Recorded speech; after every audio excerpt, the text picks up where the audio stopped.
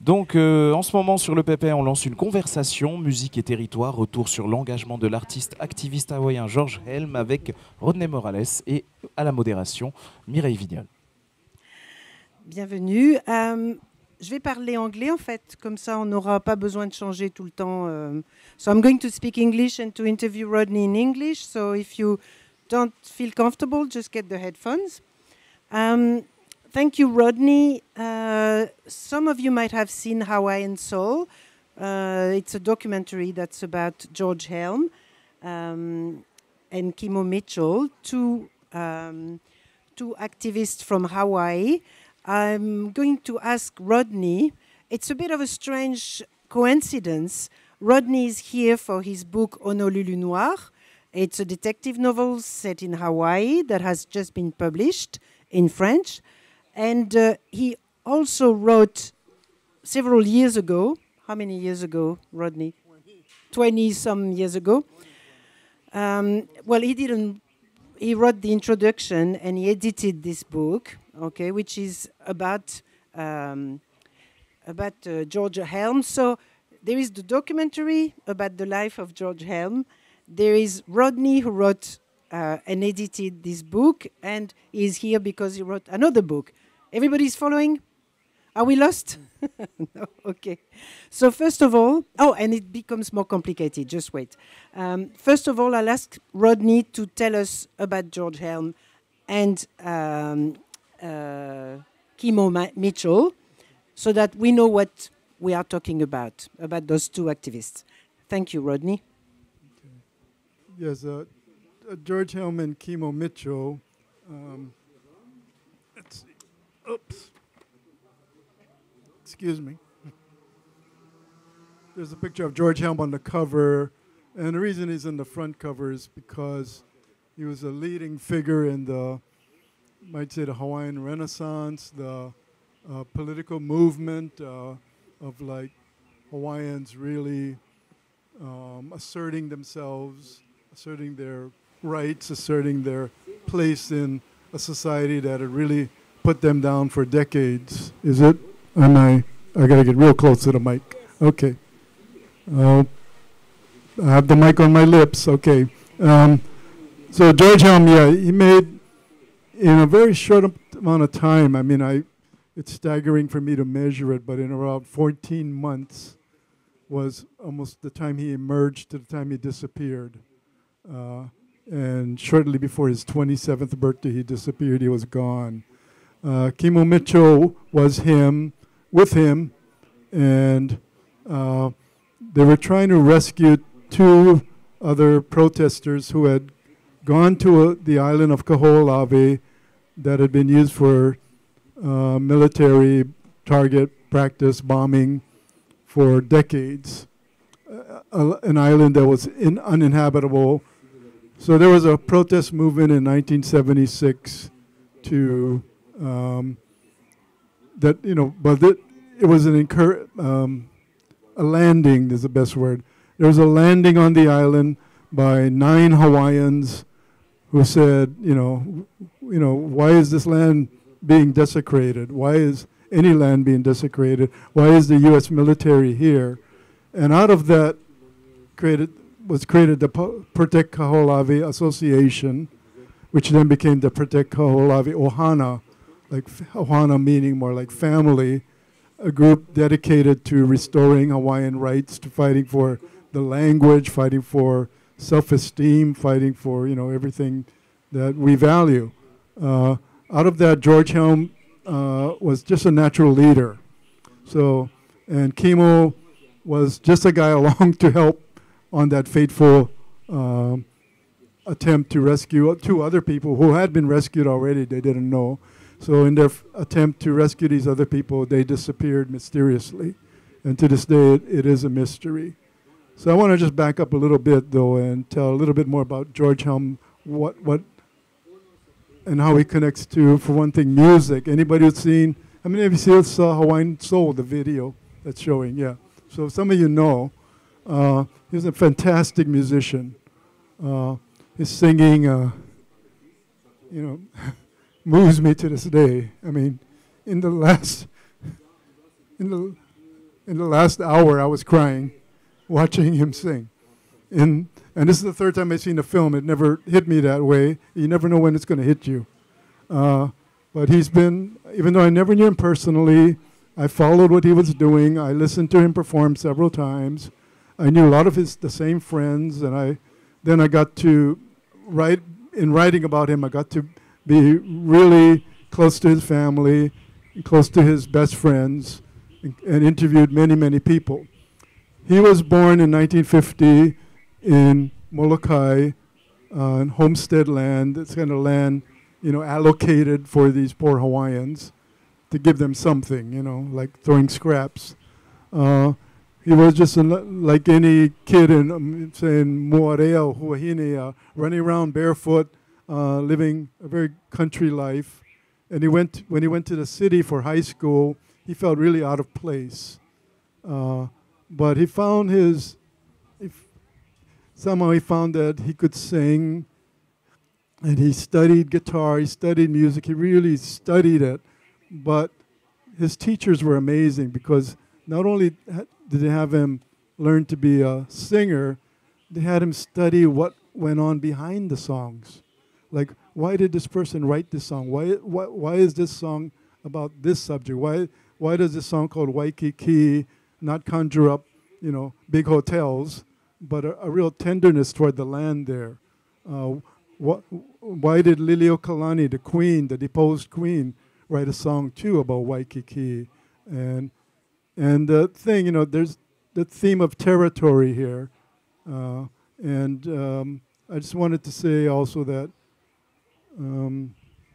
Hawaiian songs, and maybe Tahitian songs are like this too, they're almost always about a place, about a locale.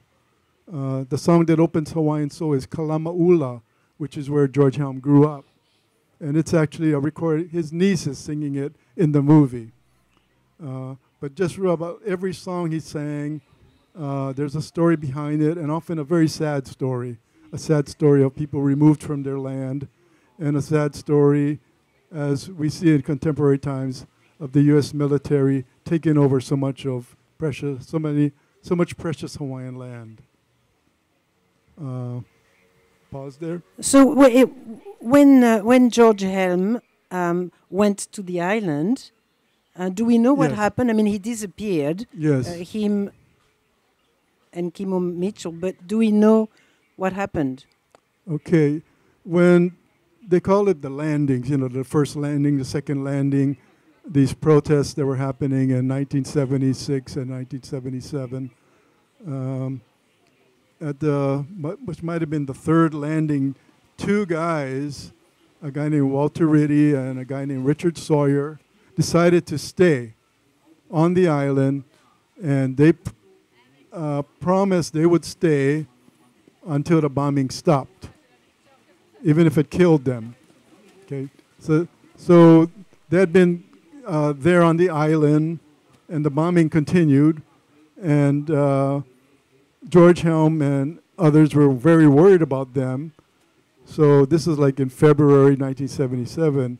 In early March 1977, George, Kimo, and a third person, a guy named Billy Mitchell, went to the island. They were dropped off on the island, which is a small island off of the island of Maui. They went to the island to look for the two guys, and they wanted to get them off the island. It was just too dangerous. But they didn't know that those two guys had been already captured by the military and taken away in a helicopter. So there were three guys looking for two guys that weren't there. They were walking all over the island. And after that, it becomes very sketchy, because there was one survivor, a guy named Billy Mitchell, and many people I interviewed said, don't trust what he says. He's a liar. Something bad happened, and he's just covering it up. Other people believe him. They believe that George Helme was acting funny. They thought they had to get George off the island. He was like falling down and just knocking out. They had to revive him. So they got him on a surfboard, and they got Kimo on a surfboard. Well, three of them on two surfboards. And somehow Billy made it back, but the other two disappeared. Other people say they were murdered, and Billy's helping cover it up. And I've heard many, many stories about the local syndicate, crime syndicate, and being a noir fiction writer ties in with my that area. But this is reality, and there was a person considered to be the godfather of crime in Hawaii. And like, you know, whether it's like an El Chapo or Pablo Escobar, I wouldn't make that parallel exactly, but there was someone who sort of ran things and had people killed and all that. And it was claimed that George Helme was going to expose this guy because he thought that this guy had too much control over politicians and he was going to expose the whole thing. He had told people he was going to do that, and then he disappeared. You know, so it's much a bigger story than even my book could imply, partly because I wrote with handcuffs on, you might say. The family made me promise not to delve into that.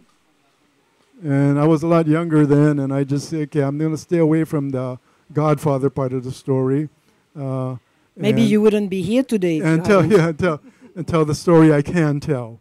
But basically, the story of George Helme is an incredible one, an incredible singer, an incredible spokesperson. When he spoke, when you heard him, I mean, it just gave you shivers. He just was so eloquent and so deep at the same time. And he was funny.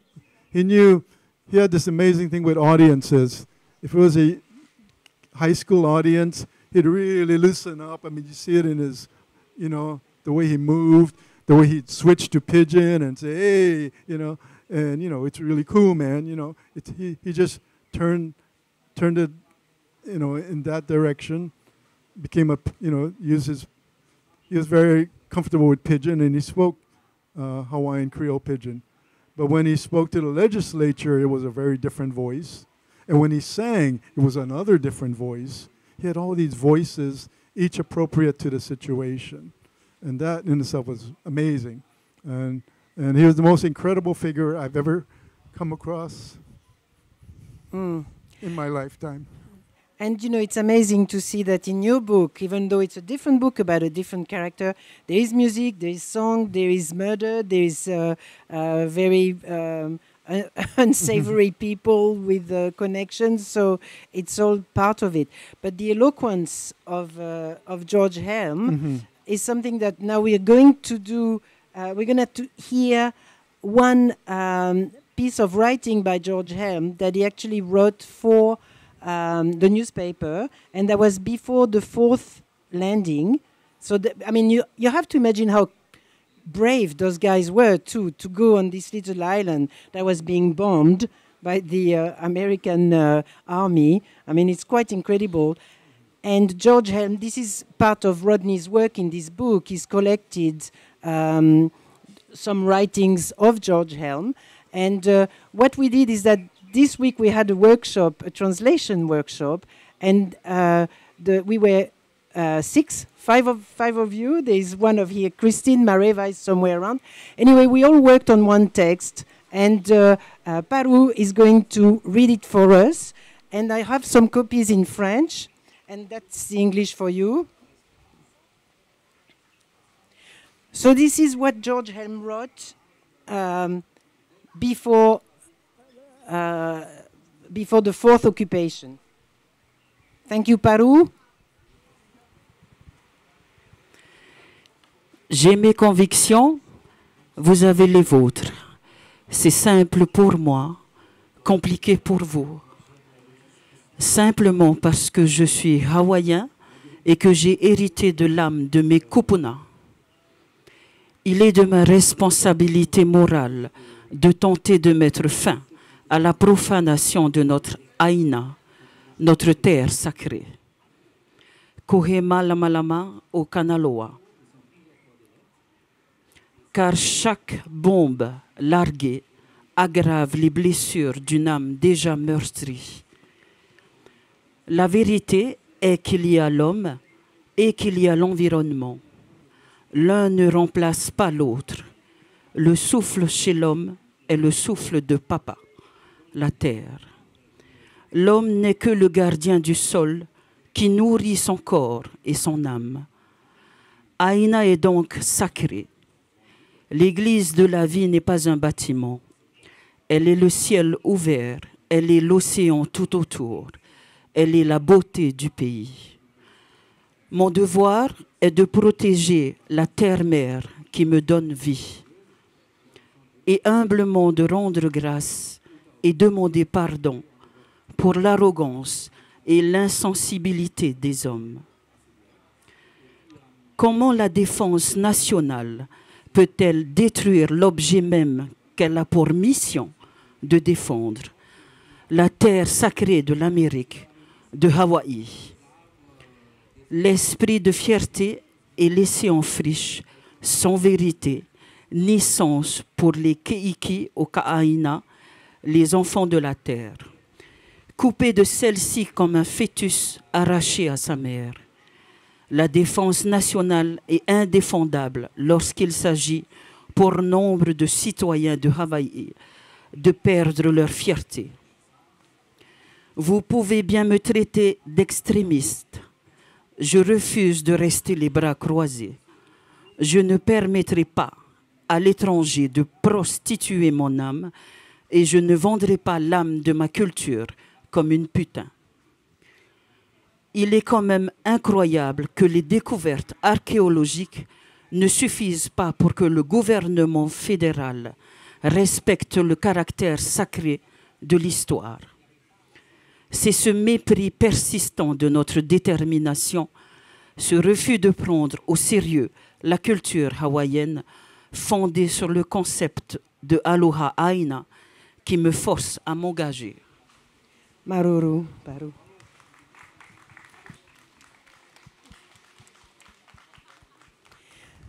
I have some copies of the text. J'ai des exemplaires du texte en français. Si ça vous intéresse, vous pouvez venir le chercher à la fin. Rodney, you know this text, of course. Yes. And you Yes, also in know English. that it was written so closely to the time he disappeared. Yes, very closely.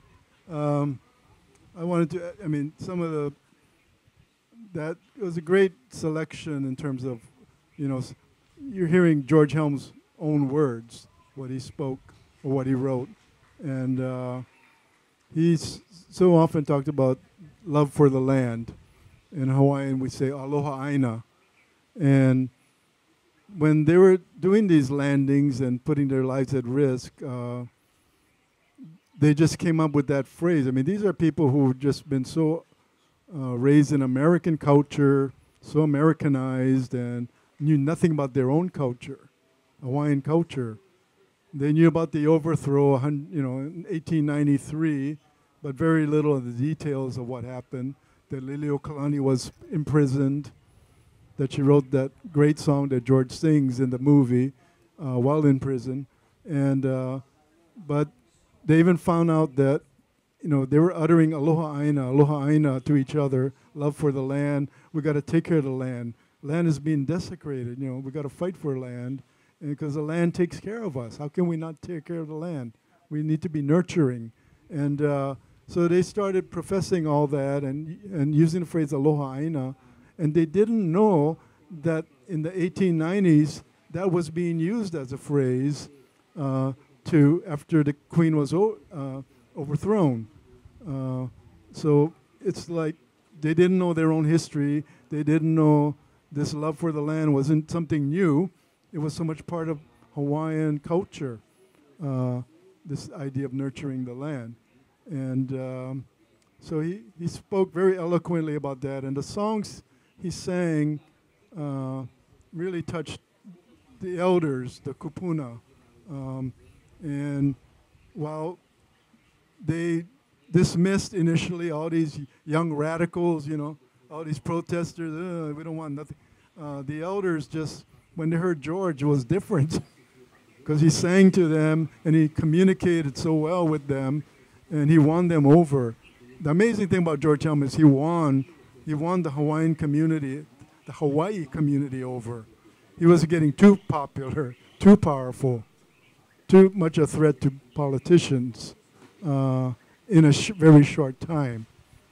I think I heard you compare him to Mandela. Who else did we have? The first, this came Luther from, King.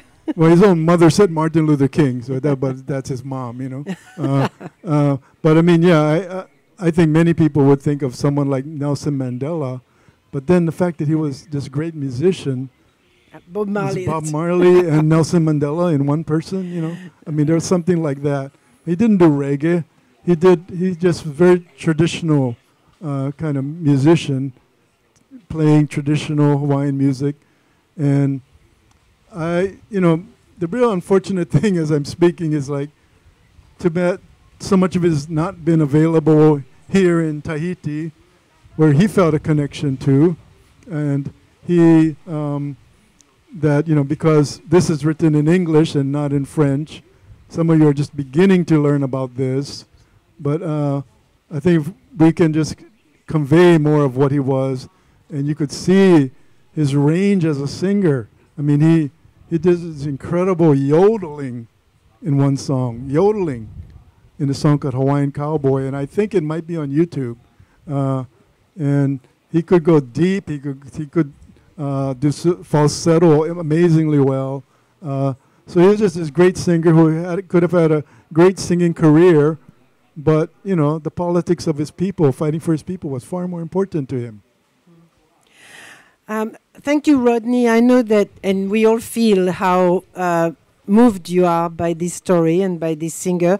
And I think anybody who's seen the film, and I really recommend that you watch the film Hawaiian Soul. You know, it is very, very moving, and you can see by just the short text we read how well he wrote and expressed himself. Now, I'd like to open it to questions. If you have questions for Rodney. Oui, on en a pour une ou deux, selon la longueur de la question. Donc, si vous avez une question, n'hésitez pas. Non? Ah.